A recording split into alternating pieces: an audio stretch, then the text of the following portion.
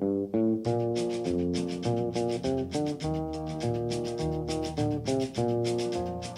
24, Oakland, Kentucky. Yes, Oakland, Kentucky. Day 24, that means we've been on the road for quite a long time here. We keep stacking up these days, and it keeps getting better and better.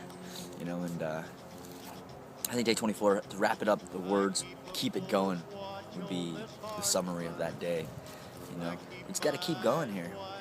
Nothing can stop us unless we stop ourselves, We had just found out that the G8 had been moved to Camp David. And now NATO's still going to be in Chicago, but the G8's going to be in Camp David, which is in Maryland. So, we have two options. We can look at it like, we failed.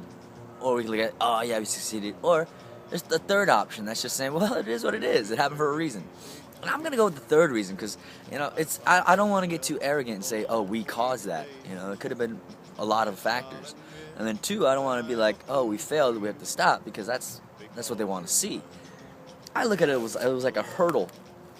And not a block, It's just a hurdle that we're supposed to go over, It's in the cards for that to happen. And now, I just hope that people will continue to keep going, because this is really what defines people, It's not the easy parts that define people. It's the harder parts, It's the parts that people think everyone's going to quit on. That's what separates success and failure, right? I mean, that's how I look at it. It was nice coming out of Bowling Green. We wish we could have stayed a little bit longer, just because the people were so nice out there. Yeah, when we were coming out, we had, I guess, someone had called in to the Bowling Green Daily News, and two reporters from there came out, and they were talking with us, and it was cool because they were very inquisical. They were asking a lot of questions. At the same time, they were very enthusiastic, so it made us answering the questions a lot easier, because the interviewer wanted these answers. They weren't generic questions, they were seeking specific answers, and it allowed us to be opened and open up for them, and believe it or not, it was like we were having these interviews, and then this lady at a Pizza Hut comes by with a pizza pie and hands off a pizza pie for us. She's like, yeah, we saw you guys getting interviewed here, we want you to have a pizza pie. And so we took that, they had a little mini breakfast lunch and a little pizza brunch. And then we kept on continually being interviewed, and they took pictures and everything like that. And it was cool because even the photographer afterwards, he started walking with us, and he was just discussing his own ideas of the ideas that he had. He hadn't gone to Zuccotti Park, but he was thinking about all the things that he wanted to see happen, and he was very supportive as well. And I think that impressed me, because not only do we attract just the random strangers, but we also attract the photographer who works for the news media outlets, and it's like, to me, it brings a sense of like full circle, It's like we're coming full circle here, when the news media, even though I'm not going to downplay Bowling Green Daily News, because that is media, and the media is coming full circle to what we're doing here, and I think it's inspiring, that was one of the most inspiring moments right there, dude, when the journalists are like hyped because they know that the news is bigger than just the news for them, they know that that's something that can change the world.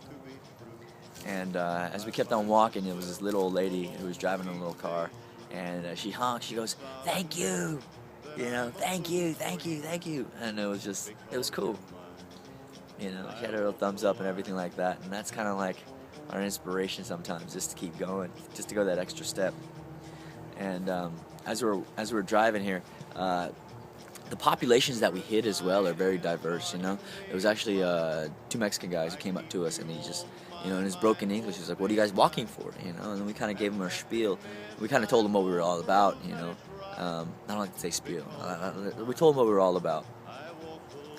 And he said, keep going, and he gave us like a donation. And then he was asking, he was about to do vehicle sport for us and everything like that. And it was just, that I guess they knew, they did know. They knew that we were standing up for something, and it was about time someone did. And maybe they're a measuring stick of what basic human rights are. They're standing up together. It's like we're humans, dude. It's like I understand that there's a lot of opinions behind that. And the race and the culture and everything like that. Yet at the same time, I know that we have to rise above that. You know, there's no way that we can hold on to that and yet rise. You know, it's kind of like a hot air balloon. You know, how are we supposed to go up into the sky if we're still holding on to all this weight? You know, let's drop it. You know, the minute we drop it, we can just soar. You know, and it's like we have to. I think the future depends on it. You know, our children depend on this. You know, our great-grandchildren depend on this. The future generations that will change the world exponentially more than we have, more than we will, are gonna need it. You know, they're gonna need it. So day 24, Oakland, Kentucky, and we're in the heartland here. Love you guys. Bye.